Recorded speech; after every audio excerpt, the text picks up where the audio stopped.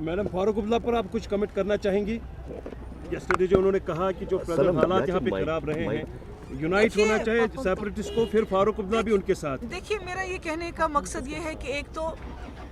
फारूक साहब ने जो कल स्टेटमेंट दिया कि वो उन्होंने अपने वर्कर्स को बोला कि आप हुर्रियत का पूरा सपोर्ट करें, इससे ये बात पूरी तरह से साबित हो जाती है जिसका आज तक हमने कभी जिक्र नहीं किया कि नेशनल कॉन्फ्रेंस कुर्सी हासिल करने के लिए किसी हद तक जा सकती है। और पिछले 4-5 महीने में जो यहाँ पर जो एक माहौल चला, उसमें जो एक क्रिमिनल एलिमेंट घुस गया, जिन्होंने गाड़ियों पे पत्थर मारे, जिन्होंने स्कूल जलाए, जिन्होंने कैंप्स में हमला किया, तो कहीं ना कहीं फारूक साहब ने जो कल स्टेटमेंट दिया है उससे ये बात साबित हो जाती है कि नेशनल कॉन्फ्रेंस की उनकी जमात इन किस्म की एक्टिविटीज़ में पिछले 5 महीने से शामिल थी। और अब जबकि हालात सुधर रहे हैं, बच्चे स्कूल जा रहे हैं, थोड़ा सा टूरिज़्म भी पिकअप कर रहा है, माहौल ठीक हो रहा है, तो फारूक साहब ने एक बार फिर अपने वर्कर्स को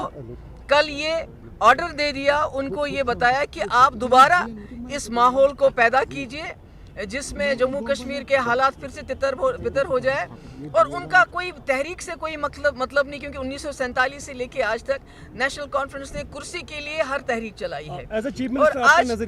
भी मुझे लगता है कि जो फारूक साहब ने कल स्टेटमेंट दिया, उससे उन्होंने अपने वर्कर्स को ये इशारा दिया कि भाई यहाँ हालात सुधर रहे हैं, उनको सुधरने मत दो, दोबारा उसी किस्म के हालात ख़राब कर दो, क्योंकि वो किसी भी कीमत पे पावर चाहते हैं। नहीं तो उमर साहब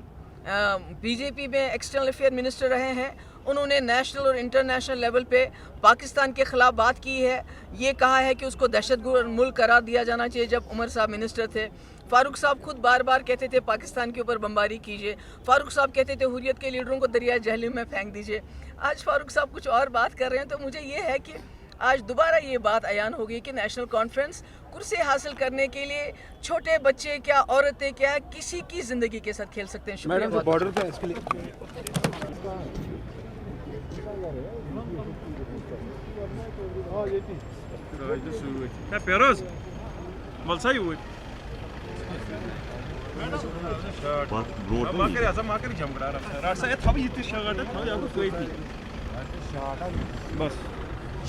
कैमरामैन